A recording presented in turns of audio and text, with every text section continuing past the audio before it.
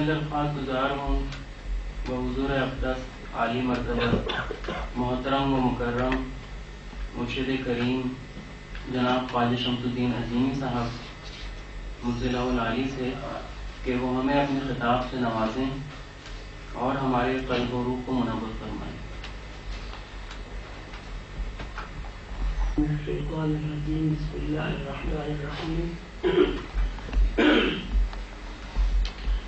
الحمد للہ رب العالمین الرحمن الرحیم مالک یوم الدین ایاک نعبد و ایاک نستعین اهدنا الصراط المستقیم صراط الذین انعمت علیہم غیر المغضوب علیہم ولا الضالین آمین۔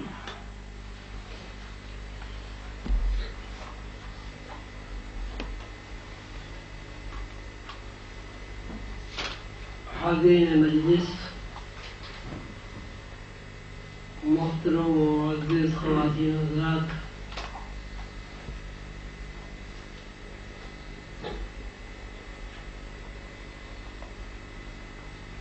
آپ کی یہاں حاضری اس بات کا ثبوت ہے کہ ابھی اللہ تعالیٰ کے مشن کو چلانے والے لوگ دنیا میں موجود ہیں۔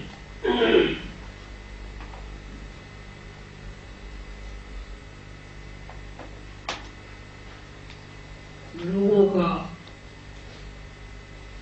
عام کہنا یہ ہے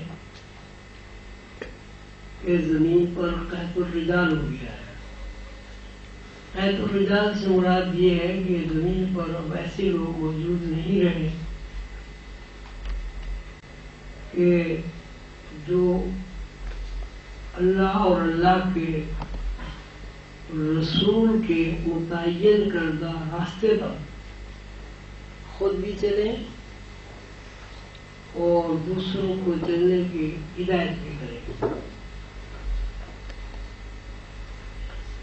الحمدللہ میرا تجربہ و مشاہدہ اس کے بالکل برعکس ہے۔ اللہ تعالیٰ کے انعام اور فضل و کرم سے مشن چلانے کے سلسلے میں مجھے کبھی قحط الرجال ہونے کا کوئی احساس نہیں ہوا۔ اس سخت سردی میں رات کے وقت دور دراز سے اور دوسرے شہروں سے آپ کی تشریف آوری اس بات کی شہادت ہے کہ اللہ کے مشن کو چلانے کے لیے کبھی بھی قحط الرجال نہیں ہوا۔ بات صرف یہ ہے کہ مشن چلانے والے جو لوگ ہیں ان کے اندر جذبہ صادق ہونا چاہیے، ان کے اندر خلوص ہونا چاہیے، راستے پر چلنے کے لیے ان کے اندر حضور پاک صلی اللہ علیہ وسلم کا اخلاق حسن، اصلاح کا عمل ہے وہ موجود ہونا چاہیے۔ آج کی نشست میں آپ سب لوگ کی تشریف آوری بلا شبہ اس بات کی دلیل ہے کہ آپ کو اللہ اور اللہ کے رسول صلی اللہ علیہ وسلم پر اعتماد ہے، یقین ہے، ایمان ہے، اور آپ اللہ اور اللہ کے رسول کی تعلیمات کے مطابق اپنی بھی اصلاح کرنا چاہتے ہیں اور اصلاح احوال کے بعد آپ دوسرے لوگوں کے لیے بھی رشد و ہدایت کا ذریعہ بننا چاہتے ہیں، اور یہ بلا شبہ بہت بڑی سعادت ہے جو اللہ تعالیٰ نے آپ کو عطا کی ہے۔ سلسلہ عالیہ عظیمہ کے اغراض و مقاصد آپ سب حضرات نے پڑھے بھی ہیں، یاد بھی کیے ہیں۔ اغراض و مقاصد میں جو باتیں بیان کی گئی ہیں ان میں ایک ہی بات کا اعادہ ہے کہ انسان اس وقت انسان ہے جب وہ اپنے جسمانی وجود اور باطنی وجود دونوں سے باخبر ہو۔ جب تک کوئی انسان ظاہری وجود اور باطنی وجود دونوں سے واقف نہیں ہوتا، وہ اللہ کے راستے پر چلتا تو ہے لیکن مشاہدہ کی دنیا میں اس کا داخلہ ممکن نہیں ہوتا۔ مشاہداتی دنیا اور مظاہراتی دنیا میں یہ فرق ہے کہ مظاہراتی دنیا جو بھی کچھ نظر آتی ہے اس کا ہم تعین اگر کرتے بھی ہیں تو اس تعین میں لازماً تبدیلی واقع ہوتی ہے، جبکہ مظاہراتی دنیا کے برعکس مشاہداتی دنیا میں جو کچھ ہم دیکھتے ہیں وہ یقینی ہوتا ہے، اس میں رد و بدل نہیں ہوتا۔ آپ نے دیکھا ہوگا کہ ایک اینک ہے، اس اینک پر سفید گلاس لگا ہوا ہے۔ جب ہم آنکھ پر وہ اینک لگاتے ہیں تو ہمیں ہر چیز سفید نظر آتی ہے۔ وہ سفید شیشہ اتار کر جب ہم اس میں نیلا شیشہ لگا دیتے ہیں تو ہمیں ہر چیز نیلی نظر آتی ہے۔ نیلے شیشہ اتار کر اس پہ جب ہم سرخ گلاس لگا دیتے ہیں تو ہمیں ہر چیز سرخ نظر آتی ہے۔ سرخ شیشہ اتار کر ہم اس میں سبز رنگ کا گلاس لگا دیں تو ہمیں ہر چیز ہری نظر آتی ہے۔ اب یہ تعین کس طرح ہو کہ شے کا رنگ اصلی کیا ہے؟ اینک جو کچھ دکھا رہی ہے وہ ایک ہی شے کو مختلف رنگوں میں دکھا رہی ہے۔ اب ایک آدمی نے سفید شیشہ لگایا ہوا ہے، دوسرے آدمی نے نیلا لگایا ہوا ہے، تیسرے نے سرخ لگایا ہوا ہے، چوتھے نے سبز لگایا ہوا ہے۔ یہ چاروں آدمی ایک ہی شے کو مختلف رنگوں میں بیان کرتے ہیں اور یقین کے ساتھ بیان کرتے ہیں۔ سرخ اینک والا آدمی کہتا ہے کہ یہ چیز سرخ ہے، وہ یہ نہیں کہتا سرخ ہوگا، سرخ ہو سکتا ہے۔ نیلے رنگ والا کہتا ہے یہ نیلا ہے، سفید شیشے والا کہتا ہے یہ چیز سفید ہے۔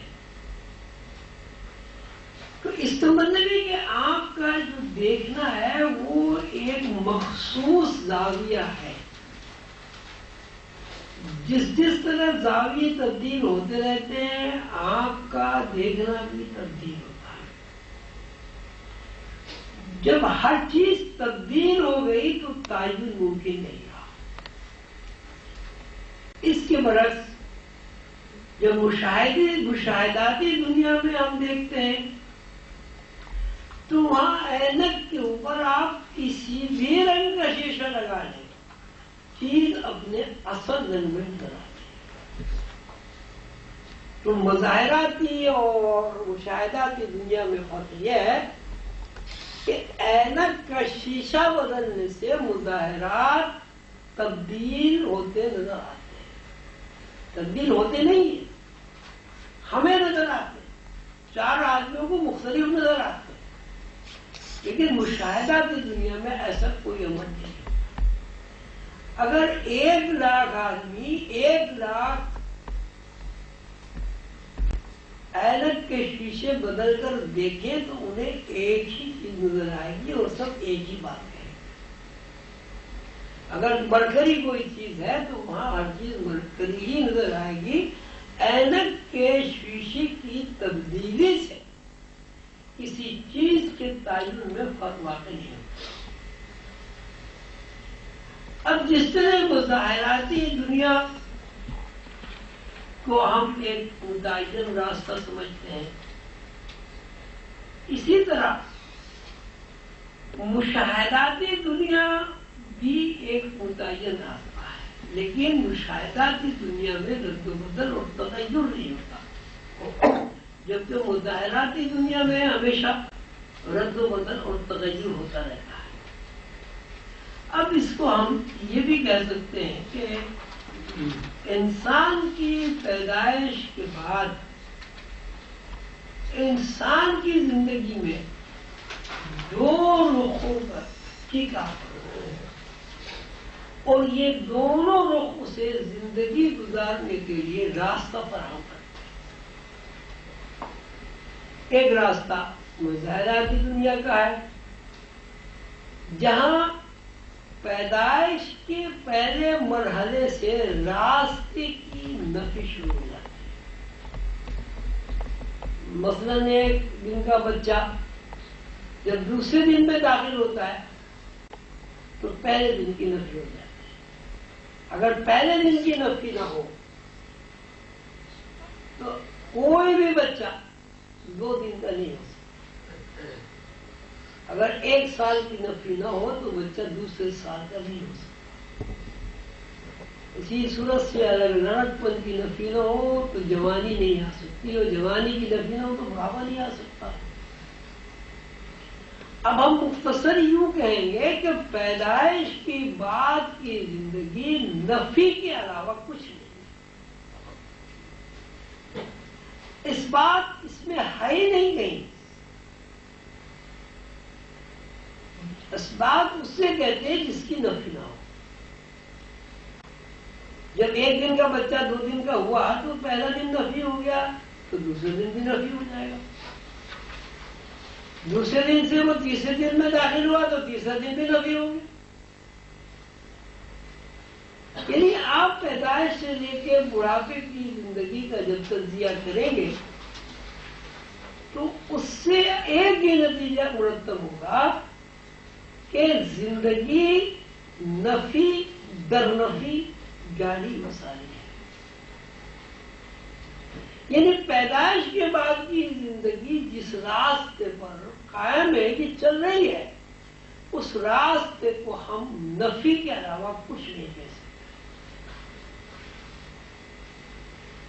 اب اللہ تعالیٰ قرآن پاک میں فرماتے ہیں الحمدللہ رب العالمین، سب تعریفیں اس اللہ کے لیے جو عالمین کا رب ہے، رحمان رحیم ہے۔ اہدنا الصراط المستقیم، اور ہم اس سے دعا کرتے ہیں یا اللہ ہمیں صراط مستقیم پر قائم رہنے کی ہدایت فرما۔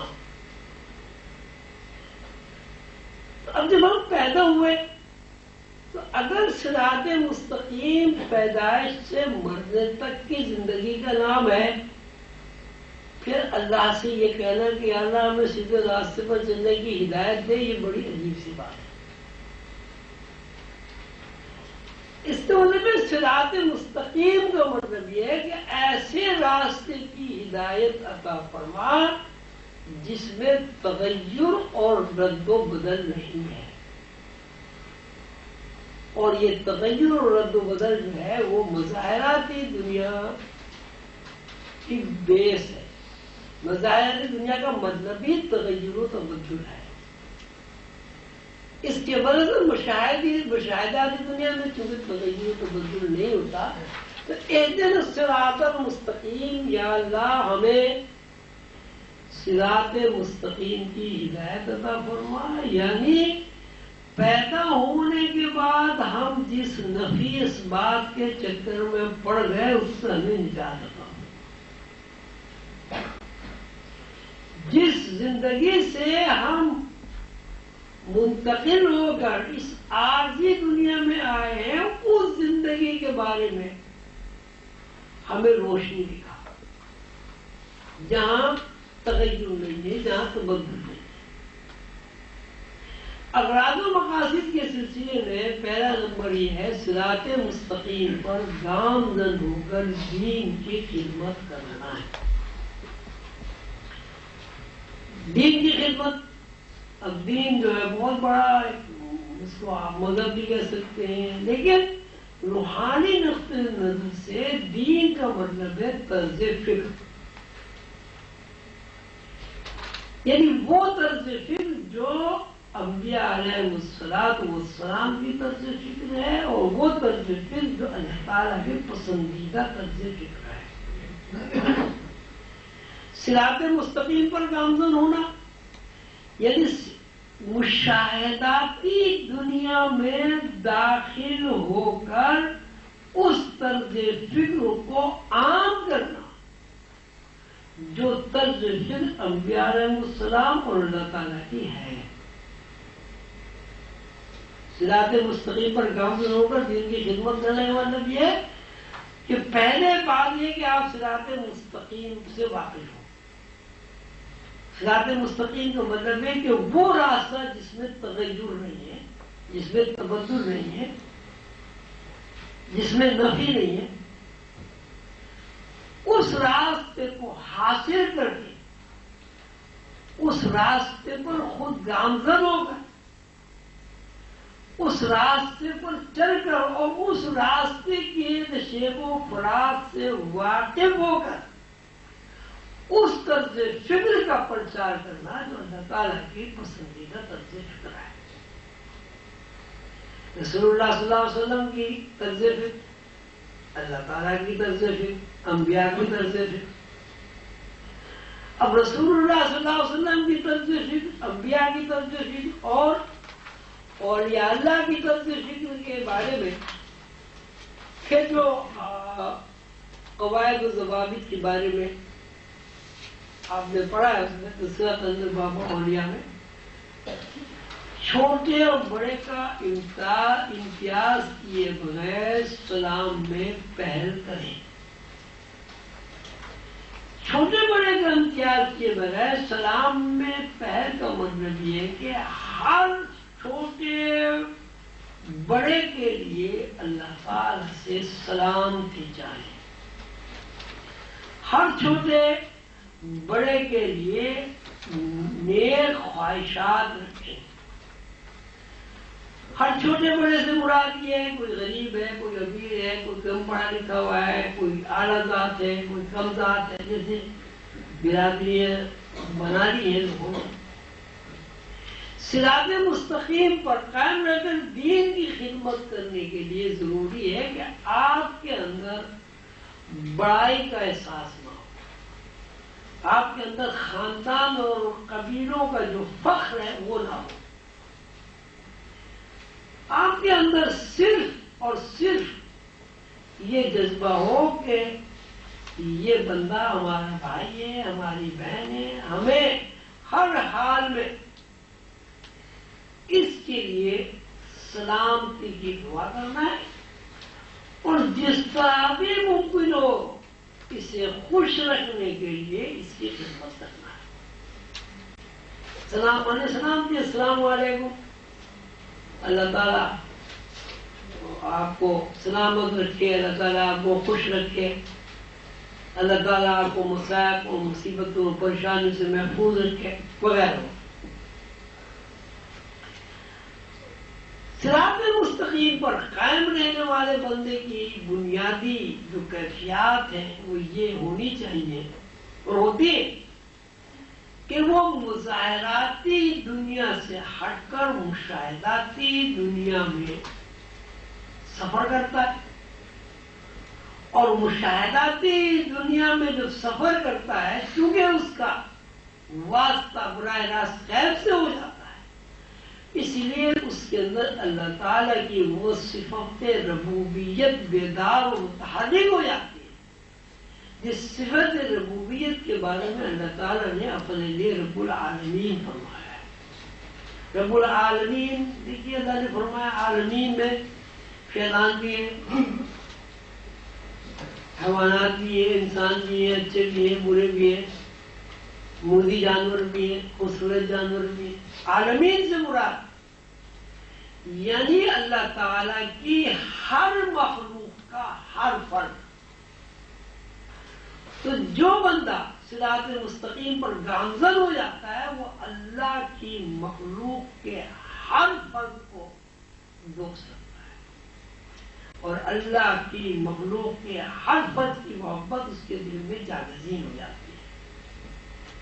اور جب ایسا ہو جاتا ہے تو وہ دین یعنی طرز فکر، اللہ کی طرز فکر کو اپنا کر دوسروں تک اسے پہنچاتا ہے، اور پہنچانے کے لیے سب سے پہلے جو بات اس کے دل میں راسخ ہوتی ہے وہ یہ ہوتی ہے کہ چھوٹے اور بڑے کا امتیاز اس کے دل سے نکل جاتا ہے۔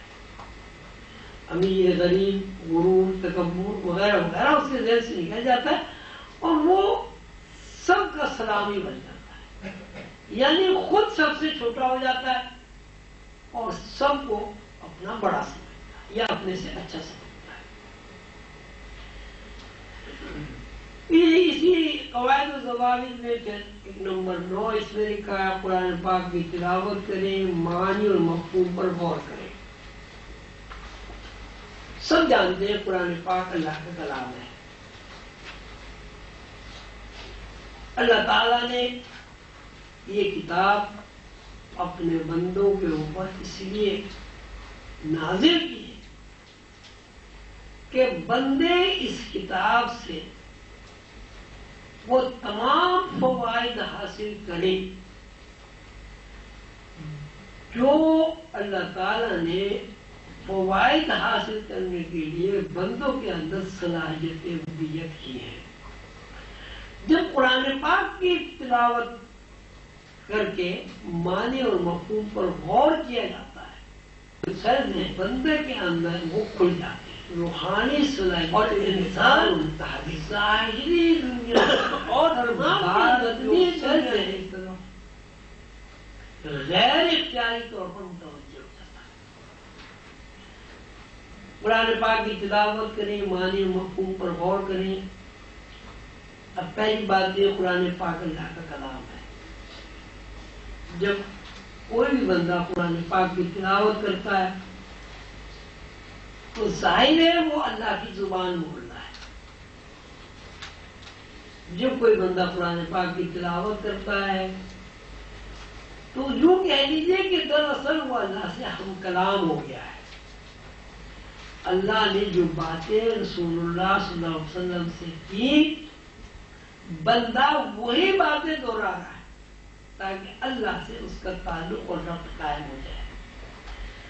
تعلق اور ربط قائم ہونا اس وقت ممکن ہے کہ جب آدمی جو کچھ کہہ رہا ہے اس کے معانی اور مفہوم سے باخبر ہو۔ ایک آدمی کچھ کہہ رہا ہے اس کے معنی مفہوم سے وہ بے خبر ہے تو اس کا کوئی تاثر قائم نہ اس کے اوپر ہوگا نہ کسی دوسرے سننے والے پر ہوگا۔ اور یہ تاثر اس وقت قائم ہو سکتا ہے کہ جب معانی اور مفہوم پر غور کیا جائے اور اللہ تعالیٰ کیا کہہ رہے ہیں اس کی طرف آدمی کی توجہ مرکوز ہو جائے۔ اللہ تعالیٰ کی ساتھ ربط قائم کریں، صلات قائم کریں۔ حضور قلندر بابا علی رحمۃ اللہ علیہ نے صلات کا ترجمہ ربط کیا ہے۔ قرآن پاک میں 200 سے زائد جگہ صلات کا تذکرہ آیا ہے۔ ایک جگہ بھی یہ نہیں ہے کہ نماز پڑھو، صلات پڑھو،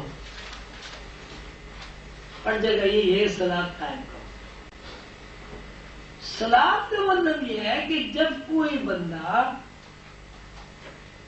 نماز کے لیے کھڑا ہوتا ہے اور ہاتھ اٹھا کر اپنے آپ کو سرنڈر کر دیتا ہے، اللہ اکبر کہہ کے ہر چیز کو چھوٹا کر دیتا ہے اور اللہ کو بڑا مان لیتا ہے، اس کا مطلب یہ ہوا کہ اس نے اللہ کے علاوہ ہر چیز کی نفی کر دی، یعنی اللہ کے ساتھ اس کا رب قائم ہو گیا یا اللہ کے ساتھ اس کی مرکزیت قائم ہو گئی۔ نماز میں اللہ تعالیٰ کے ساتھ رب قائم کرنے کا مطلب یہ ہے کہ نماز میں ایسی یکسوئی حاصل ہو جائے کہ بندے کا ذہن اللہ تعالیٰ کی طرف متوجہ ہو جائے اور اس کو مرتبہ احسان حاصل ہوتا ہے۔ رسول اللہ صلی اللہ علیہ وسلم نے فرمایا مرتبہ احسان یہ ہے کہ بندہ یہ دیکھے، محسوس کرے کہ میں اللہ کو دیکھ رہا ہوں، اور دوسرا درجہ یہ ہے بندہ یہ دیکھے اور محسوس کرے کہ اللہ مجھے دیکھ رہا ہے۔ تو جب تک نماز میں مرتبہ احسان حاصل نہیں ہوتا، یعنی بندے کے ذہن میں یہ بات راسخ نہیں ہوتی کہ اللہ اسے دیکھ رہا ہے یا وہ اللہ کو دیکھ رہا ہے، تو یہ نماز صراط مستقیم سے ہٹانے والی نماز ہوتی ہے۔ صراط مستقیم پر گامزن ہونے کے لیے ضروری ہے کہ نماز میں، صلاۃ میں بندے کا ذہن اللہ تعالیٰ کے ساتھ قائم ہو۔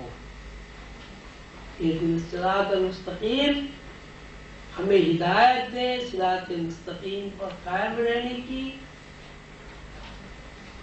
یعنی جب ہم اللہ کی طرف متوجہ ہوں تو ہمارے ذہن میں دو باتوں میں سے ایک بات کا ہونا لازم ہے، یہ کہ اللہ ہمیں دیکھ رہا ہے یا یہ کہ ہم اللہ کو دیکھ رہے ہیں۔ جب تک یہ صورت واقع نہیں ہوتی تو قیام صلاۃ کا مفہوم اور حکمت پوری نہیں ہوتی۔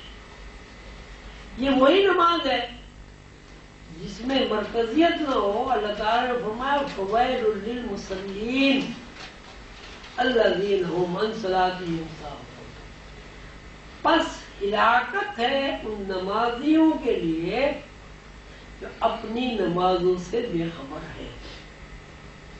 یعنی نماز تو وہ قائم پڑھ رہے، قائم کر رہے، لیکن نماز میں ان کا ذہن اللہ کی طرف متوجہ نہیں ہوتا۔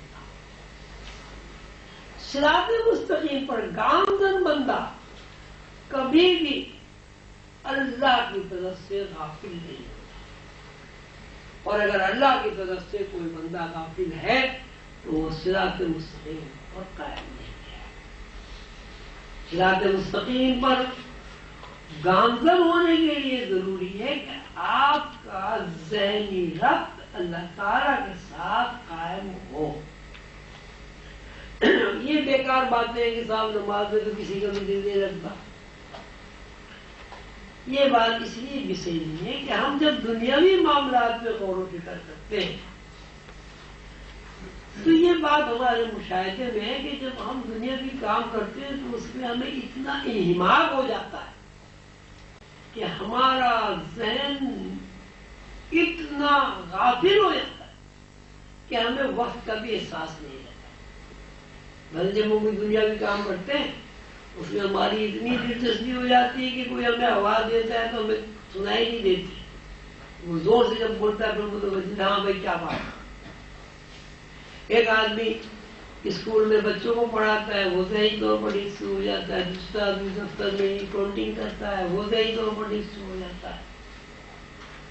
تیسرا آدمی کوئی مشین پہ نیٹنگ کرتا ہے، وہ اتنا زیادہ متوجہ ہو جاتا ہے کہ وہ مشین کا دھاگے ادھر سے ادھر نہ ہو جائے، اسے کچھ یاد ہی نہیں رہتا۔ تو کتنی عجیب بات ہے کہ اللہ رب العالمین کے حضور جب ہم کھڑے ہوتے ہیں تو ہمارا ذہن ہر طرف چلا جاتا ہے، اور نہیں جاتا تو اللہ کی طرف نہیں جاتا۔ اس کی وجہ یہ ہے کہ ہم صراط مستقیم پر قائم نہیں ہوئے۔ صراط مستقیم پر قائم ہونے کا مطلب یہ ہے کہ ہمارا ذہنی ارتباط اللہ کے ساتھ قائم ہو جاتا ہے۔ جب تک ذہنی ارتباط اللہ تعالیٰ کے ساتھ قائم نہیں ہوگا تو پھر عام بندے میں اور روحانی بندے میں کوئی فرق نہیں. عام بندے میں اور روحانی بندے میں یہی فرق ہے کہ روحانی بندہ جب چاہے اللہ تعالیٰ کے ساتھ تعلق قائم کر دیتا ہے. بالکل اسی طرح جس طرح دنیا دار آدمی جب چاہے اپنی دنیاوی معاملات میں یکسو ہو جاتا ہے اور دنیاوی معاملات میں یکسو ہو کے وہ دنیا کے سارے کام بحسنوں کو بھی انجام دیتا ہے. 56واں نمبر آپ کا یہ ہے کہ شک کو دل میں جگہ نہ دیں. جس وقت کے دل میں شک کا جاگزی ہو وہ خارج کبھی نہیں ہو سکتا، اس لیے کہ شک شیطان کا سب سے بڑا ہتھیار ہے جس کے ذریعے وہ آدم کو اپنے روح سے دور کر دیتا ہے. شک کے بارے میں اللہ تعالیٰ نے بڑی وضاحت کے ساتھ سورہ بقرہ کی پہلی آیتوں میں وضاحت کی. الف لام میم ذالک کتاب، یہ کتاب لا ریب نہیں شک کی ہے اس میں. یہ جو قرآن ہے اس میں کسی قسم کے شک کی گنجائش نہیں. ذالک کتاب ہدی للمتقین، اور یہ کتاب ان لوگوں کو ہدایت بخشتی ہے جو متقی ہے. کہیں آپ کو قرآن میں ہدی للمنافقین، ہدی للکاذبین، ہدی للکافرین، ہدی للمسلمین کہیں بھی نظر نہیں آئے گا. ہدی للمتقین نظر آئے گا. ایک پہلی بات یہ ہے کہ قرآن کے علوم اس بندے پر کبھی آشکار نہیں ہوتے جس کے دل میں شک. قرآن سے وہ بندہ کبھی استفادہ نہیں کر سکتا جس کے دل میں شک. اس لیے کتاب میں شک ہے نہیں، ڈائریکٹ وفیل اس میں شک ہے نہیں. اور یہ کتاب ان لوگوں کو ہدایت دیتی ہے جن میں شک نہ ہو اور جو متقی ہو. اب آپ غور فرمائیں کہ جس بندے کے دل میں شک نہ ہو کتاب سے ہدایت دیتی ہے. اب شیطان اس بات کو جانتا ہے. شیطان آدم کا ازلی دشمن ہے. شیطان معلم الملکوت تھا.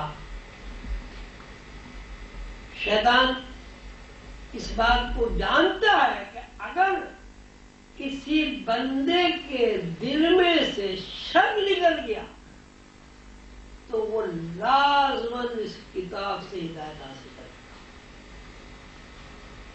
اس لیے شیطان کی پوری کوشش یہ ہوتی ہے کہ انسان کے دل میں زیادہ سے زیادہ شک بن دیا جائے. یہ وسوسے، پریشان خیالیاں، عدم تحفظ کا احساس، بیماریوں کا خوف، رشتے ناطے کے ٹوٹنے کا خوف، دشمنی کا احساس، یہ سب اس وجہ سے ہے کہ دل میں شک ہے. اگر انسان کے دل سے شک نکل جائے تو وہ وسوسوں سے آزاد ہو جاتا ہے. نفرت و حقارت اس کے اندر سے نکل جاتی ہے. اس کو یہ خیال ہی نہیں آتا کوئی میرا دشمن. وہ عدم تحفظ کے احساس سے بھی آزاد ہو جاتا ہے. تو جس بندے کے دل میں شک ہے وہ اللہ کی کتاب سے ہدایت حاصل نہیں کر سکتا. بنیادی بات یہ ہے کہ انسان کو، خصوصاً سالک کو، روحانی طالب علم کو، طالبہ کو، اور بالخصوص عظیمی بچوں کو اس بات کی پریکٹس کرنی چاہیے کہ ان کے دل میں شک نہ ہو. جب تک شک ہوگا تو کتاب ہدایت نہیں دیتی، اور جب تک کتاب سے آپ کو ہدایت نہیں ملے گی آپ روحانی علوم نہیں سیکھ سکتے. اس لیے قرآن ہی سارا منبع ہے روحانی علوم۔ قدرت متقین یہ کتاب ان لوگوں کو ہدایت بخشتی ہے جن کے دل میں شک نہ ہو اور جو متقی ہو۔ اللہ دینا متقی لوگ کون ہیں؟ خود ہی اللہ تعالیٰ فرماتے ہیں اللہ دینا متقی لوگ کون ہیں؟ یؤمنون بالغیب، جو غیب پر یقین رکھتے ہیں۔ یقین بغیر مشاہدے کے کبھی نہیں ہوتا۔ جب تک دل میں شک ہوگا کوئی بندہ یقین کی دنیا میں داخل نہیں ہو سکتا۔ تو شک کو دل میں جگہ نہ دیں، اس لیے جگہ نہ دیں اگر دل میں شک ہے تو کوئی سالک غیب کی دنیا میں داخل نہیں ہو سکتا، یعنی صراط مستقیم پر گامزن نہیں ہو سکتا۔ اچھا، جب آپ صراط مستقیم پر گامزن نہیں ہوں گے، غیب کی دنیا میں داخل نہیں ہوں گے، تو عارف کیسے ہو سکتے؟ ہم جو لوگ یہاں جمع ہیں، یہ جو بھی ہماری کوشش ہے وہ یہی ہے کہ اللہ تعالیٰ اپنا انعام و اکرام ہمارے اوپر کرے اور ہم غیب کی دنیا میں داخل ہو کر اللہ تعالیٰ کے عارف بن جائیں، یہ مقصد ہے نا۔ لیکن شک ایک ایسی چیز ہے وہ ہمیں غیب کی دنیا کے دروازے میں داخل نہیں ہونے دے گا۔ ممکن ہی نہیں ہے کسی آدمی کے دل میں شک ہو اور وہ غیب کی دنیا کے دروازے سے گزر جائے۔ لہذا بنیادی ضرورت یہ ہے کسی سالک کے لیے کہ وہ اپنے دل سے شک نکال دے، اور اگر وہ شک نکالنے میں کامیاب نہیں ہوتا تو اس کی ساری جدوجہد، ساری ریاضت، سارے اسباب، ساری تعلیم سب بیکار، کوئی فائدہ نہیں ہو۔ یہ اللہ تعالیٰ کا فیصلہ ہے کہ شک والا آدمی جو ہے غیب کی دنیا میں داخل ہو، اور جس بندے کے دل میں شک نہیں ہے وہ مظاہراتی دنیا کو اہمیت نہیں دیتا۔ مظاہر دنیا میں رہتا تو ہے، مظاہراتی دنیا کے جتنے بھی وسائل ہیں انہیں استعمال بھی کرتا ہے، آسائش و آرام کے سامان مہیا ہوتے ہیں، اس سے آرام بھی پاتے ہیں، لیکن مظاہراتی دنیا کو وہ ایک عارضی چیز سمجھتا ہے۔ بالکل اس طرح جیسے اچھی کلاس ریل کے سفر میں آپ ہیں، اب اس میں سو بھی رہے ہیں، ایئر کنڈیشن بھی ہے، کھانے پینے کا سامان بھی آ رہا ہے، سب کچھ ہے، اسٹیشن آیا اتر گئے، آپ نے پرواہ بھی نہیں کی۔ تو وہ دنیا اسی طرح جب کسی آدمی کے دل سے شک نکل جاتا ہے تو اس کے دل میں سے دنیا کی چپک بھی ختم ہو جاتی ہے، اور جب تک بندے کے دل میں شک رہتا ہے وہ دنیا میں ملوث رہتا ہے اور مزید بکھرتا رہتا ہے۔ تو قلندر بابا اولیاء فرماتے ہیں کہ دل میں شک کو جگہ نہ دے، کیونکہ جس بندے کے دل میں شک ہوگا وہ صراط مستقیم پر نہیں چل سکتا، اور جو بندہ صراط مستقیم پر نہیں چلتا وہ غیب کی دنیا میں داخل نہیں ہو سکتا، اور جب بندہ غیب کی دنیا میں داخل ہی نہیں ہو تو عارف کیسے ہوگا؟ عارف ہونے کے لیے ضروری ہے کہ اس کو غیب کی دنیا کا پتہ ہو اور غیب کی دنیا میں داخل ہوگا، وہ غیب کے اندر جو عجائبات ہیں ان کا مشاہدہ کرے۔ یہ بات نوٹ کرنے کی ہے کہ شیطان کا سب سے بڑا ہتھیار شک ہے، جو وہ انسان کے اندر وسوسے کے ذریعے ڈالتا ہے، اور اتنے زیادہ وسوسے ڈال دیتا ہے کہ انسان یقین سے دور ہو جاتا ہے، اور جتنا وہ یقین سے دور ہو جاتا ہے اسی مناسبت سے اپنی روحانی صلاحیتوں کو برباد کر دیتا ہے۔ 19 नंबर ये है, हर शख्स को चाहिए कारोबार हयात में मजहबी कदरों अखलाकी माशरती कवानीन का एहतराम करते हुए पूरी जद्दोजहद और कोशिश करें, नतीजे को नजर में रख के नतीजा अल्लाह के ऊपर छोड़ दें।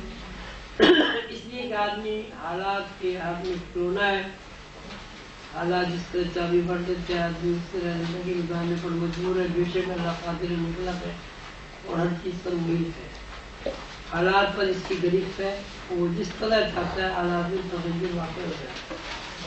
माश के उसूल में माशरती अखलाकी मजहबी कदरों का पूरा पूरा एहतराम करना हर शख्स के ऊपर पड़ता है। इसलिए कि एक बुनियादी बात ये कि आदमी जो है हालात के हाथ में खिलौना है।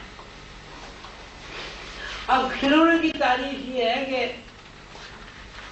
उसके अंदर अगर आप चाबी भर दें तो वो हरकत करता है, चाबी न भरे तो खिलौने में हरकत नहीं है। तो इंसान भी यही है कि अगर उसके अंदर हर चाबी भरी भी ना हो, मतलब रूह को आप चाबी कह लें, रूह को आप चाबी कह लें। अब जब तक इंसान के अंदर रूह रहती है आदमी जलता फूकता रहता है, खाता पीता रहता है, और जब रूह निकल जाती, एक लाश को और एक खिलौनों को साथ साथ रखते हैं। एक लाश पड़ी हुई है और एक खिलौना है, वो भी बिल्कुल आदमी की तस्वीर है, हाथ भी है, पैर भी है, कान भी है, वो भी पड़ा हुआ है। तो खिलौने के अंदर भी चाबी है, आदमी के अंदर भी हरकत है और चाबी भरी हुई है। अब जब आदमी के अंदर चाबी भर जाती है तो वो भी चलता फूकता है, जब खिलौने के अंदर चाबी भर जाती है वो भी चलता फूकता है। आप सोच कर बताएं कि आदमी में और खिलौने में क्या फर्क है। आदमी अगर खिलौना नहीं है तो बाइख्तियार है। हम कहें ना खिलौना तो भाई बेख्तियार है, उसमें चाबी भर दे तो चलता है, चाबी ना भरे तो नहीं चलता, बेख्तियार है। आदमी बाइख्तियार है। तो आप ये बताएं कि आदमी को जिंदगी में किस मरहले में इख्तियार है, सोचिए बताएं। यदि खिलौने से आदमी अपने आप को तस्वीर दे तो अब ये कहें ना कि आदमी तो बाइख्तियार है, खिलौना तो बेख्तियार है, तो आदमी किस मरहले में बाइख्तियार है?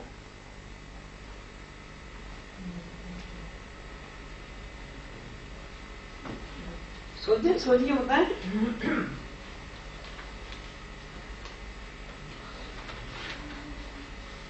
जी फिर खिलौने में चाबी में क्या फर्क? खिलौने में इंसान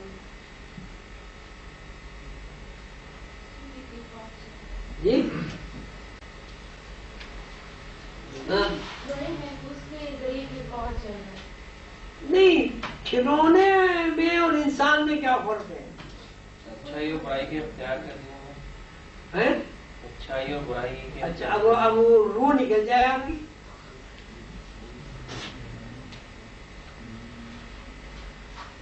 अच्छाई और बुराई इख्तियार करना तो उसी वक्त है ना जब तक चाबी है। भाई जो खिलौने में चाबी है उसको खिलौने की रूह कह रहे, आदमी में जो रूह है उसे आदमी की चाबी कह रहे। फर्क ये है कि जब आदमी अपनी चाबी की हकीकत से वाकिफ हो जाए, जी जब इंसान अपनी चाबी यानी रूह की हकीकत से वाकिफ हासिल कर ले, फिर क्या होगा? तो फर्क होगा खिलौने में और इंसान में। यही फर्क है, वो वाकिफ नहीं होता है। नहीं, फर्क की बात नहीं है, बात ही की खिलौना है, आदमी है, खिलौना बना हुआ है पूरा, मतलब 5 फुट का आपने खिलौना बना दिया, रोबोट बना दिया, रोबोट बना दिया। एक आदमी खड़ा हुआ है, वो भी चाबी से चल रहा है, आदमी भी चाबी से चल रहा है। अब उसकी चाबी का आप नाम तवानाई रखते हैं, बिजली रखते हैं, गरारियों का घूमना रखते हैं, तो इंसान के अंदर भी गरारियां लगी हुई हैं, चाबी चाबी और क्या है। एक खिलौने में आदमी में क्या फर्क है? फर्क है तो बताएं कहाँ फर्क? फर्क इतना सा है कि उस खिलौने का आदमी चाबी बना है, आदमी के खिलौनों को कौन चाबी बन रहा है वो तो इससे भी वाकिफ नहीं है। मुमकिन है खिलौने इस बात से वाकिफ हो कि आदमी चाबी बन रहा है, आदमी तो इससे भी वाकिफ नहीं कि चाबी कौन बन रहा है। तो हुजूर कलंदर बाबा का ये इरशाद कि आदमी हालात के हाथ में खिलौना है। मसलन एक आदमी वो चमार के यहाँ पैदा हो गया, उसके यहाँ उसको तो चमार के यहाँ परवरिश होगी। दूसरा आदमी सैयद के यहाँ पैदा हो गया, तीसरा आदमी बादशाह के यहाँ पैदा हो गया, तीसरा आदमी फकीर के यहाँ पैदा हो गया, कोई आदमी बूढ़ा पैदा हो गया, कोई आदमी लंगड़ा पैदा हो गया, कोई आदमी सही साले पैदा हो गया, कोई आदमी बहुत ज़हीन पैदा हो गया, कोई आदमी बहुत कमअक्ल पैदा हो गया।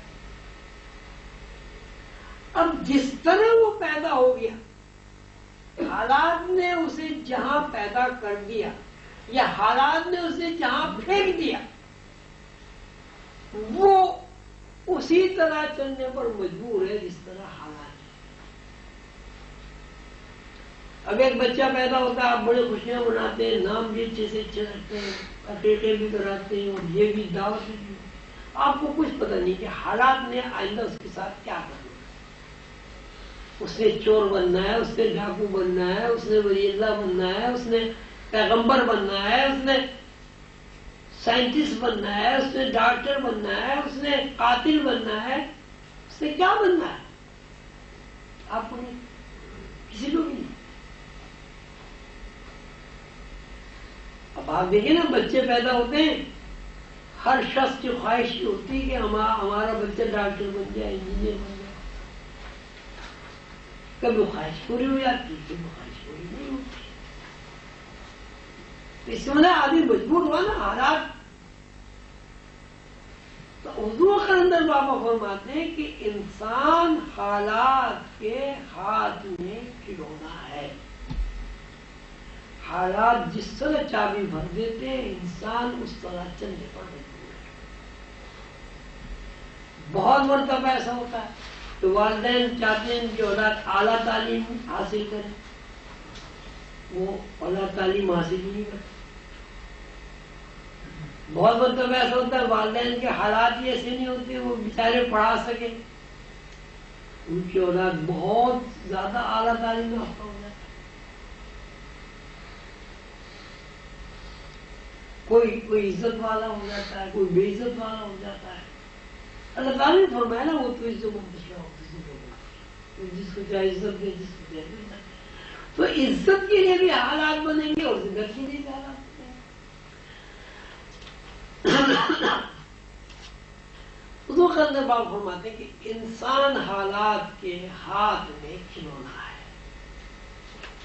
जब इंसान हालात के हाथ में खिलौना है और उसके बस में कुछ नहीं है, तो उसका बेहतरीन तरीका यह है कि अपनी जिंदगी में वो जो भी कोशिश करे, जितनी भी जद्दोजहद करे, उसका नतीजा बताइए। इसलिए उसको पता नहीं है कि नतीजा क्या मतलब होगा। बात फिर वही कि हालात अगर चाहेंगे नतीजा मुरतब हो जाएगा, हालात नहीं चाहेंगे नतीजा मुरतब नहीं होगा। तो जब इंसान नतायज अल्लाह के ऊपर छोड़ देता है, तो इसका मतलब यह है कि उसने एक फितरी अमल को अपना लिया,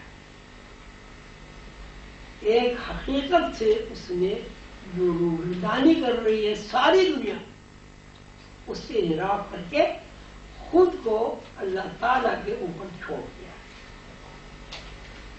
अब रह गया है कि जद्दोजहद करना और कोशिश करना। ये इसलिए जरूरी है कि अगर जद्दोजहद और कोशिश नहीं की जाएगी तो फिर हालात के हाथ में जो खिलौना है वो चाबी ही बंद हो जाएगी, हरकत ही खत्म हो जाएगी।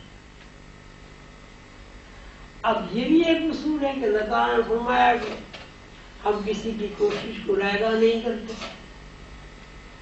तो आप जद्दोजहद और कोशिश करेंगे اللہ تعالیٰ ایسے حالات آپ کے لیے پیدا کر دیں گے جو آپ کے لیے مفید نتائج مرتب کریں. لیکن مفید نتائج مرتب ہونے کا مطلب یہ نہیں ہے کہ نتیجہ آپ کے ہاتھ ہے. نتیجہ اللہ کے ہاتھ. اللہ تعالیٰ ہر چیز پر قادر مطلق ہے، ہر چیز پر محیط ہے، حالات پر اس کی گرفت ہے. وہ جس طرح چاہتا ہے حالات میں تغیر پیدا کر دیتا ہے. اس لیے انسان کو جدوجہد اور کوشش پوری طرح کرنی چاہیے، لیکن نتیجہ اللہ تعالیٰ کے اوپر چھوڑ دینا چاہیے. جی آپ کوئی صاحب کچھ پوچھیں؟ حضور جب انسان بے بس ہے تو جدوجہد کس طرح کر سکتا ہے؟ نہیں، انسان بے بس نہیں ہے. حالات میں چابی بھری ہوئی ہے بستی کی. حالات میں چابی بھری ہوئی ہے، بے بس تو نہیں ہے. بے بس کہاں ہے؟ حالات نے چابی بھر دی، اور وہ ادھر بھی چل رہا ہے، ادھر بھی چل رہا ہے، ادھر بھی چل رہا ہے، ادھر بھی چل رہا ہے. اگر بے بس ہوتا تو حالات چابی نہ بڑھتے، اس کی حرکت ختم ہوتی.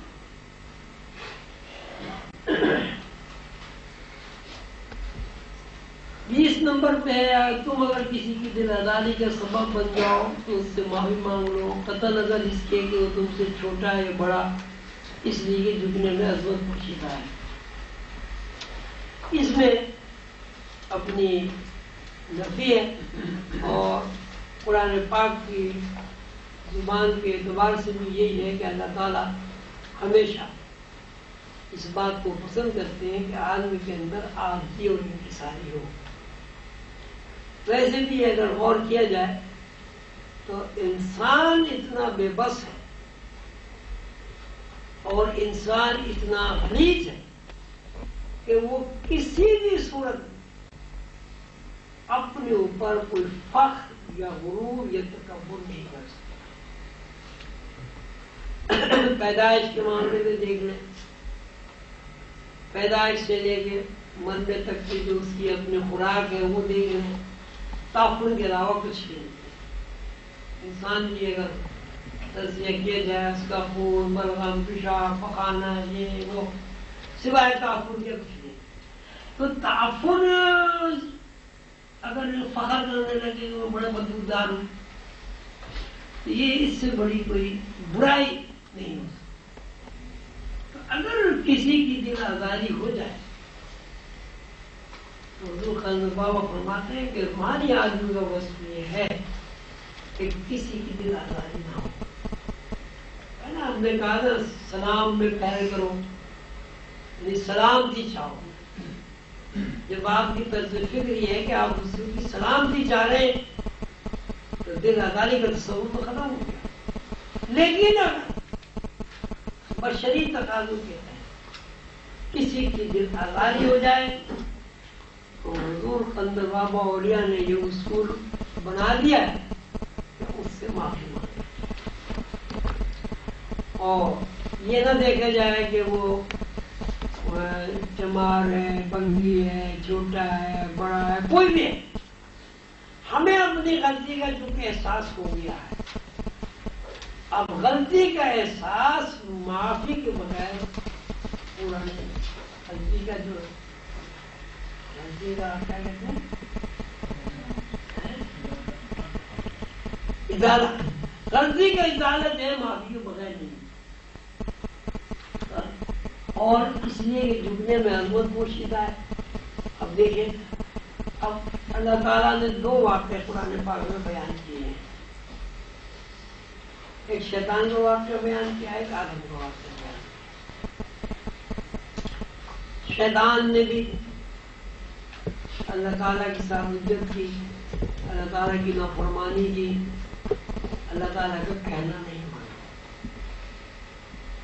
یہی غلطی حضرت آدم سے بھی ہوئی. غلطی تو ہوئی، سیر صحیح لیکن غلطی تو ہوئی جنت میں.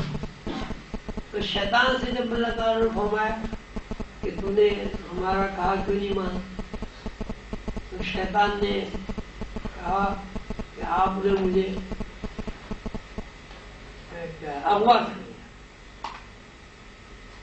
آپ نے مجھے صراط مستقیم سے بھٹکا دیا. آپ خود یہ چاہتے تھے کہ میں ایسا کروں اور آپ مجھ سے پوچھ رہے ہیں کہ میں نے ایسا کیوں کیا. یعنی اس سے شیطان نے مزوری کی, کبر کیا, زیادتی کی.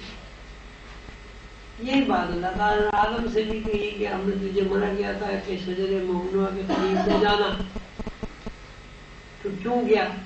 کیونکہ آدم جو ہے شیطان سے زیادہ عالم ہے. آدم کے پاس وہ علوم ہے جو کائنات میں فرشتوں کے پاس بھی نہیں ہے. آدم بھی یہ بات کہہ سکتے تھے کہ اللہ تعالیٰ آپ ایسی چاہتے تھے کہ میں شجر ممنوع کے قریب جاؤں تاکہ تیری دنیا میں رونق ہو. اور اللہ تعالیٰ تمہیں تو خود ہی فرما دیا تھا فی الارض خلیفہ کہ میں زمین میں نائب اور خلیفہ بنانے والا ہوں. تو جب میں زمین پہ جاؤں گا نہیں تو نائب اور خلیفہ کیسے بنوں گا؟ یہ بات نہیں. آدم جھک گئے. عاجزی اور انکساری کے ساتھ آدم نے کہا کہ اے میرے رب, اے ہمارے رب, میں نے اپنے اوپر ظلم کیا, آپ مجھے معاف کر. ربنا ظلمنا انفسنا وان لم تغفر لنا وترحمنا لنكونن من الخاسرین. دیکھیے آدم جھک گیا. اس جھکنے میں آدم کو فضیلت عطا ہوئی اور اس فضیلت کی بنیاد پر آدم کی اولاد میں 1,24,000 پیغمبر مبعوث ہوئے. جھکنے میں عظمت ہے, یہ عظمت ہے. شیطان اکڑ گیا, یہ کہے کہ یہ نہیں کریں گے. تو حضور صلی اللہ علیہ وسلم فرماتے ہیں کہ معافی مانگ لو, معافی تلافی کرو اگر کسی سے دل آزاری ہو, اس لیے کہ جھکنے میں عظمت ہے, پوشیدہ عظمت پوشیدہ ہے. تمہیں کسی کی ذات سے تکلیف پہنچ جائے تو اس سے بدعت پہ وقوف معاف کر دو, اس لیے کہ انتقام بجائے خود ایک صوبت ہے. انتقام کا جذبہ اعصاب کو مطمئن کر دیتا ہے. کسی کی ذات سے آپ کو تکلیف پہنچ جاتی ہے, اب تکلیف تو پہنچ گئی, اب آپ وہ اکڑ رہے ہیں, انتقام کی جذبات میں آپ مشتعل ہو رہے ہیں. انتقام ابھی نہیں لیا, اب خام خواہ آپ اپنے آپ کو گلا رہے ہیں. تو اس سے یہ بہتر نہیں کہ بھائی جب اس نے آپ کو کچھ کہا آپ کو برا لگا ہوگا, بھائی معاف کرو, ہو جانے اللہ نے. کم از کم آپ انتخاب کی آگ سے بچ گئے. اگر کسی سے آپ کی دل آزاری ہو جائے تو آپ اس سے انتقام نہ لیں, اسے معاف کر دیں. اور یہ رسول اللہ صلی اللہ علیہ وسلم کی تعلیمات بھی ہیں. رسول اللہ صلی اللہ علیہ وسلم کو قریش مکہ نے کس قدر تکلیفیں دی, کتنی اذیتیں دی, حضور نے سب کو معاف کر دیا. حضور نے تو کسی کے لیے بددعا بھی نہیں کی. اب چونکہ ہم حضور کی امتی ہیں اور ہمارے اوپر حضور پاک صلی اللہ علیہ وسلم کا مشن چلانے کی ذمہ داری ہے, اس لیے ہمارے اوپر یہ فرض ہے کہ ہم رسول اللہ صلی اللہ علیہ وسلم کی تعلیمات پر عمل کرتے ہوئے وہ تمام قدریں اپنائیں جو حضور نے مشن چلانے کے لیے اپنائی ہیں. حضور نے سب کو معاف کیا کیونکہ ہمارے اوپر یہ ذمہ داری ہے, اور ہم بلا شبہ بڑے سید لوگ ہیں. اللہ تعالیٰ نے ہمیں حضور پاک صلی اللہ علیہ وسلم کا مشن چلانے کے لیے منتخب کیا ہے. اس لیے ہماری ذمہ داری ہے کہ حضور پاک صلی اللہ علیہ وسلم کے اسوہ حسنہ پر ہم عمل کریں, اور جو کچھ رسول اللہ نے مشن چلانے کے سلسلے میں روایات قائم کی, مثالیں قائم کی ہیں, ہم ان روایات پر عمل پیرا. اور وہ یہ ہے کہ رسول اللہ صلی اللہ علیہ وسلم نے کبھی کسی سے انتقام نہیں کیا اور ہمیشہ لوگوں کو معاف کیا. 22 نمبر پہ جو غصے کی آگ پیدا غصہ کرنے والے جو خود میں احتاج پیدا کرتی ہے, اور اس کے اعصاب متاثر ہو کر اپنی انرجی ضائع کر دیتے ہیں. یاد رکھیے شمع پہلا خود جلتی ہے اور جب اپنے ہستی کا ایک لمحہ آپ کی نظر کر کے خود کو فنا کر دیتی ہے تو اسی سار سے متاثر ہو کر پروان شمع پر نثار ہو جاتی ہے. غصے کے بارے میں تو میڈیکل سائنس بھی یہ کہتی ہے کہ غصے سے اعصاب مطمئن ہو جاتے ہیں. جب آدمی غصے میں ہوتا ہے تو ہائی بلڈ پریشر ہو جاتا ہے, کان گرم ہو جاتے ہیں, منہ سرخ ہو جاتا ہے, آنکھوں سے پانی آنے لگتا ہے, منہ میں سے جھاگ نکلنے شروع ہو جاتے ہیں, اور غصے میں اسے پتہ ہی نہیں رہتا میں کیا رہا ہوں. بہت ساری باتیں ایسی ہوتی ہیں غصے میں ایسی نکل جاتی ہیں, بعد میں وہ پچھتاتا رہتا ہے کہ میں نے کیا کیا, مجھے ایسا نہیں کہنا چاہیے. پھر اللہ تعالیٰ قرآن پاک میں فرمایا والکاظمین الغیظ والعافین عن الناس واللہ یحب المحسنین. جو لوگ غصہ کرتے ہیں اور غصے کو ختم نہیں کر دیتے, اللہ ایسے لوگوں سے محبت نہیں. سب سے بڑی اس میں جو تکلیف ہے وہ یہ ہے غصہ کرنے والا اللہ کی محبت سے محروم ہو جاتا ہے. والعافین عن الناس واللہ یحب المحسنین. جو غصہ نہیں کرتے اور لوگوں کو معاف کر دیتے اللہ تعالیٰ ایسے لوگوں سے محبت کرتا ہے. اس کا الٹ یہ ہوا کہ جو لوگ غصہ کرتے ہیں اور لوگوں سے انتقام لیتے ہیں اللہ تعالیٰ ایسے لوگوں سے محبت کرتا ہے. اب آپ غور کریں کہ آپ انتقام میں غصے میں بیٹھے ہوئے ہیں, اس کا کچھ بگاڑا بھی نہیں سکتے. آپ اپنے اعصاب بھی آپ کے مضمر ہو رہے ہیں, ہائی بلڈ پریشر بھی آپ کو ہو رہا ہے, دماغ بھی آپ کا دکھ رہا ہے, اور سب سے بڑی بدبختی ہے کہ اللہ کی محبت سے محروم بھی ہو رہے ہیں. تو حضور کلندر بابا اولیاء رحمۃ اللہ علیہ فرماتے ہیں کہ غصہ لوگوں کو معاف کرنا. اب غصے میں آدمی جلتا ہے. اب اس کی مثال دیتے ہیں کہ غصے میں جب آدمی جلتا ہے اور برداشت کرتا ہے تو وہ دوسرے لوگوں کے لیے مثال بن جاتا ہے. وہ اس طرح کے شمع جب جلتی ہے اور اس کا پورا جسم پگھلتا رہتا ہے تو شمع کے جلنے پر اور جسم کے پگھلنے پر پروانے اس کے اوپر نثار ہوتے ہیں اور اس کے ارد گرد چکر لگا کر وہی ختم ہو جاتا ہے. تو اسی صورت سے جب کوئی بندہ غصے پر کنٹرول حاصل کر لیتا ہے اور اللہ کی محبت حاصل کر لیتا ہے تو ساری دنیا اور ساری کائنات اس کے ارد گرد جمع ہوتا ہے. اس کے برعکس جو لوگ غصے پر کنٹرول نہیں کرتے وہ لوگوں سے دور ہو جاتے ہیں.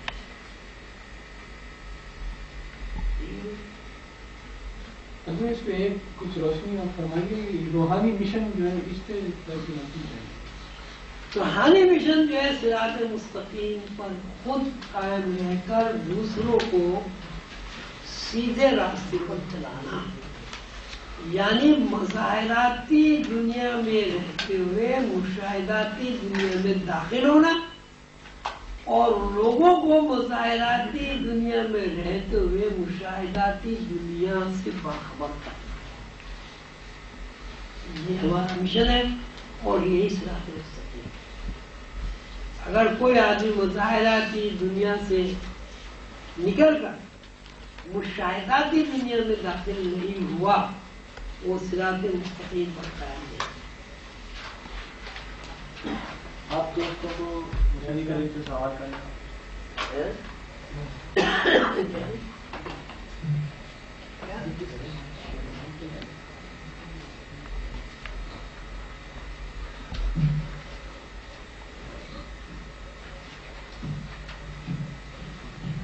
آپ دوستوں کو مشن کریم کے خطاب سے متعلق سوالات کر رہے ہو تو برائے کرم اپنی نشست سے کھڑے ہو کر اطمینان سے سوال واضح طور پر بتائیے اور جواب شکریہ.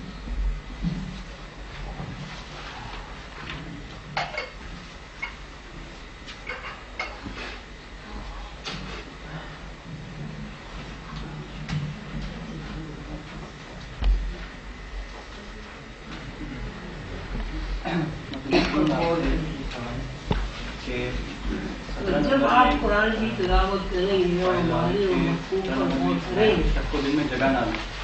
تو ظاہر ہے آپ کا ذہن حیثیت ایک طالب علم ایک طالب غیر کی دنیا کی ہم ایسی کیا پریکٹس کریں یا کیا ایسا طریقہ کار قرآن اختیار کی کریں تلاوت کے بعد کیا معنی ایسی اور پریکٹس کریں یا کیا ایسا مفہوم طریقہ کار اختیار کریں جس سے اور ہم اس میں اللہ شک تعالیٰ ہوں گے، سے اللہ نکل کا کر یقین میں نہ رسول آئیں. ہوگا، فرشتے ہوں گے، تخلیق کائنات سے متعلق بہت ساری باتیں ہوں گی. اس میں ایک آپ نے اگر قرآن کی تلاوت کریں جب آپ غور و فکر کریں گے تو آپ کا ذہن فضولیات سے آزاد ہوگا،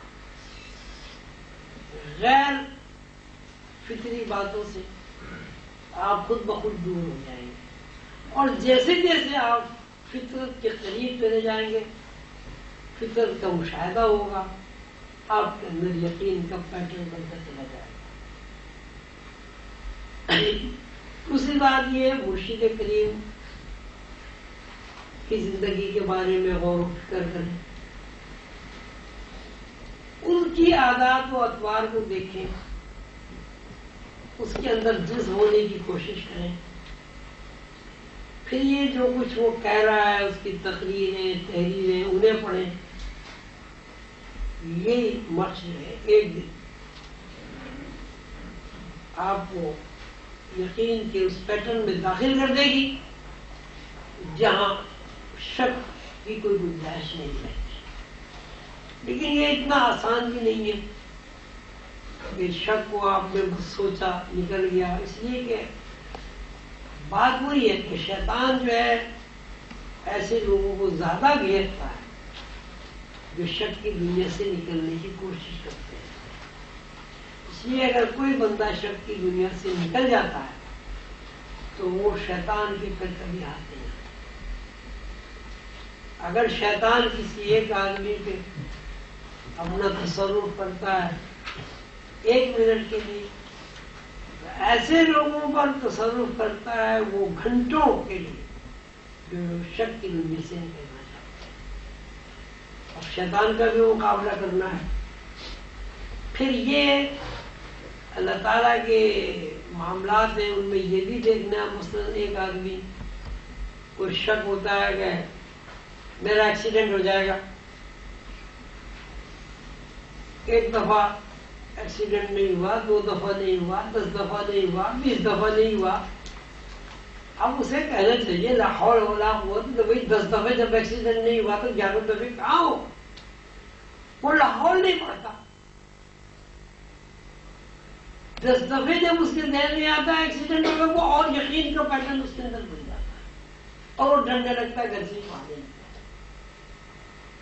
حالانکہ جب اس نے یہ دیکھ لیا 1 دفعہ 2 دفعہ 10 دفعہ بھائی ایکسیڈنٹ نہیں ہوا، اس خیال کو چھوڑ دیں. تو یہ بھی آدمی کو دیکھنا چاہیے کہ جس ماحول میں وہ رہ رہا ہے اس ماحول میں جو خیالات اسے آ رہے ہیں پیدل پہ، کیا اس پہ عمل ہوا ہے؟ جب اس پہ عمل نہیں ہوا اب اس خیال کو اسے چھوڑ دیں. شک سے نکلنا کے لیے یہ بھی ضروری ہے کہ ماحول صاف ستھرا ہو. اب آپ یہ کہیں کہ صاحب ایک ماحول میں بدبو ہے، سڑان ہے، کیچڑ ہے، تعفن ہے، ہم اس تعفن سے کیچڑ سے کیسے نجات حاصل کریں؟ اب یہ اس کی 2 صورتیں ہوں گی، یا تو یہ کہا جائے وہ اس کیچڑ تعفن کو صاف کر دو یا اس ماحول کو چھوڑ. اب پورے علاقے میں ہی تعفن بھرا ہوا ہے تو آپ کے بس کا تو صاف کرنا نہیں ہے.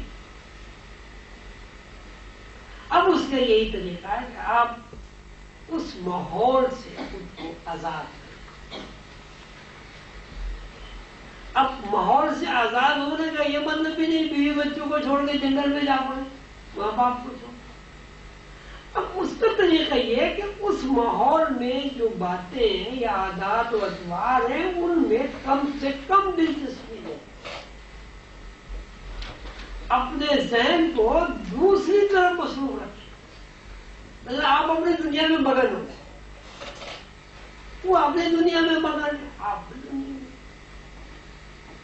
حضور پاک نے فرمایا لکم دینکم ولی دین، تمہارا دین تمہارے ساتھ، میرا دین۔ اب یہ تو ممکن نہیں ہے کہ اگر آپ پورے ماحول کو بدل دیں، پورے علاقے کی صفائی کر دیں، اپنے گھر کی صفائی کر لے گا آدمی۔ اچھا اپنے گھر کی بھی صفائی جب کر لے گا جب گھر کے لوگ معاون ہوں۔ اب ایک آدمی صفائی پسند نہیں، گھر کے 10 آدمی جو کوڑا پھیلانے والے ہیں، ایک آدمی کب تک صفائی کرے؟ اب اس کا یہی طریقہ ہے، یا تو ماحول بدل دے یا اس ماحول سے نظریں ہٹا دیں جو کچھ ہو رہا ہے، اور اپنے ماحول میں آپ مگن ہو جائیں، اپنی مصروفیات اس قسم کی بنائیں کہ آپ کو فرصت ہی نہ ملے۔ بڑا مشہور واقعہ ہے، حضرت رابعہ بصری سے کسی نے پوچھا کہ آپ نے شادی نہیں کی؟ نہیں کی۔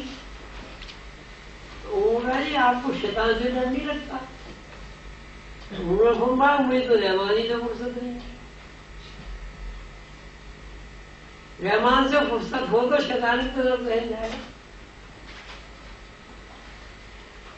تو اب اپنے ماحول میں بھی آپ کو دیکھنا ہے، اپنی ذاتی مصروفیات کو بھی دیکھنا ہے،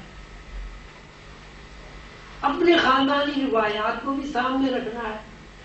جو چیزیں شک ختم کرنے میں مانے ہوں ان سے آپ دور ہوتے چلے جائیں، اور جو چیزیں یقین مستحکم کرنے کی ہوں انہیں اپناتے چلے جائیں۔ اللہ تعالیٰ مدد کرے گا، آپ کی محنت قبول کرے گا، آپ کامیاب ہوگا۔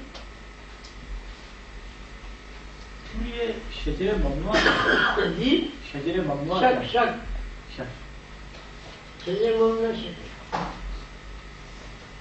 جی جب انسان حالات کے ہاتھ میں کھلونا ہے تو حساب کتاب کیا معنی رکھتا ہے؟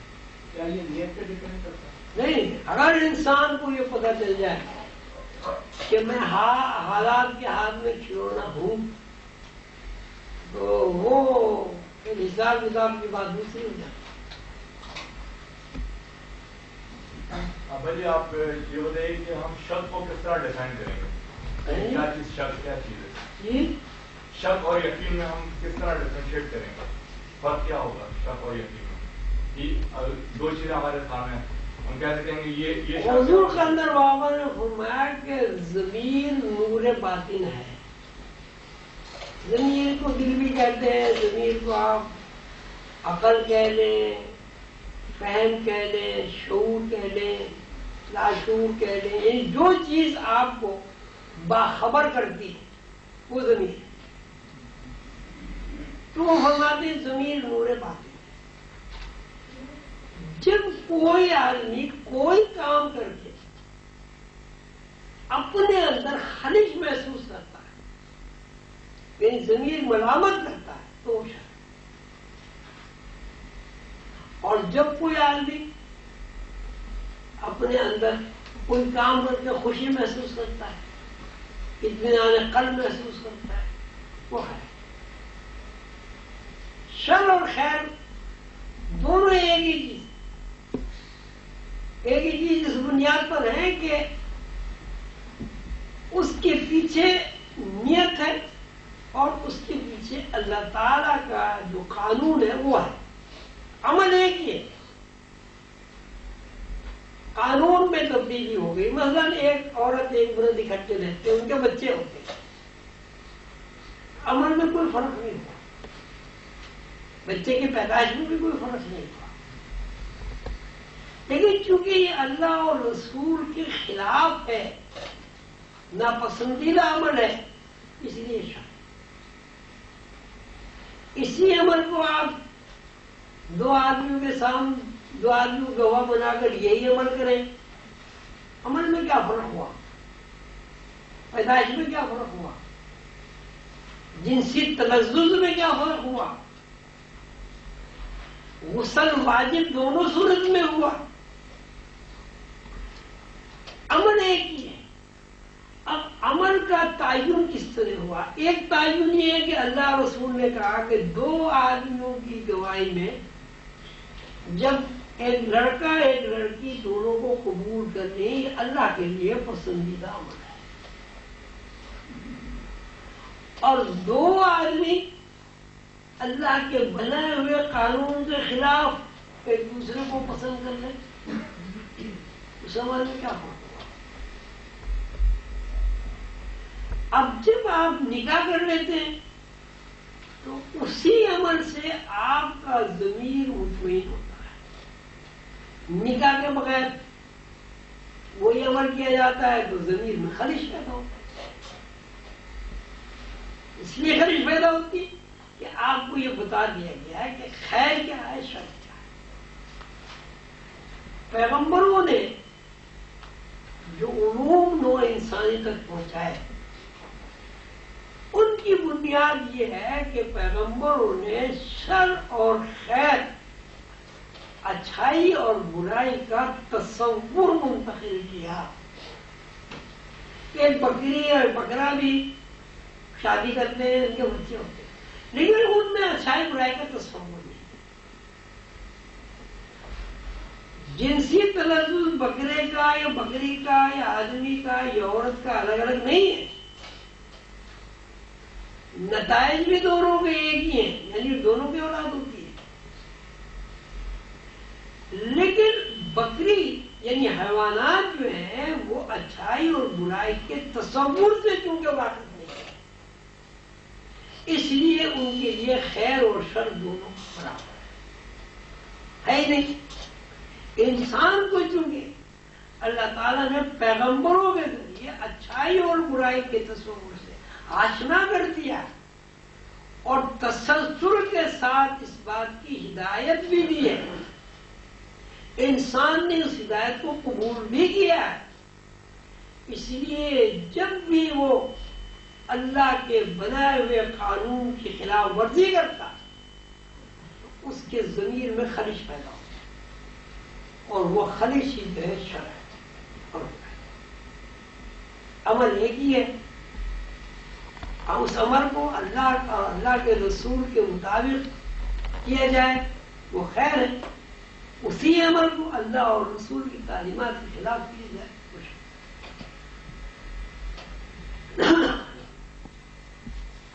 जिस कुरान पाक की एक आयत है, सिबगत अल्लाह वमन अहसन बिल्लाहि सिबगत, यानी अल्लाह का रंग इख्तियार करो, और अल्लाह के रंग से अच्छा किसका रंग होगा? इसकी तोजी भी करना है। अल्लाह का रंग ये कि अल्लाह की सिफात हासिल करो। अल्लाह का रंग अल्लाह की सिफात, अल्लाह की आदतें, अल्लाह की फसाइल, यानी अल्लाह ताला मखलूक के साथ, अल्लाह ताला का मखलूक के साथ जो ताल्लुक है वही ताल्लुक बंदों के साथ होना चाहिए। रंग से मुराद अल्लाह ताला की सिफात। अब अल्लाह ताला अपनी मखलूक से मोहब्बत करता है, बंदों पर भी लाजिम है कि वो अल्लाह की मखलूक से मोहब्बत करे। अल्लाह ताला अपनी मखलूक के लिए इशार करता है, बंदों के लिए भी लाजिम है कि वो बंदों के लिए इशार करे। अल्लाह ताला बगैर सिला और सताइश के मखलूक की खिदमत करता है। अगर बंदे भी अल्लाह ताला की सुन्नत पर अमल करते हुए मखलूक की खिदमत करेंगे तो वो सिबगतुल्लाह के दायरे में आ जाते हैं। बस भाई और